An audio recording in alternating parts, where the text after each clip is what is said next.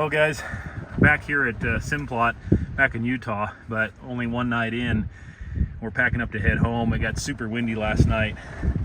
Had to tie the airplane to a tree, and it was just totally miserable. It's gusting super hard, and it's only getting worse. It's actually going to get worse than it is now and hit 47, gusting up to 47 to 50. So we're trying to get out of here before it gets any worse, because it's already pretty bad.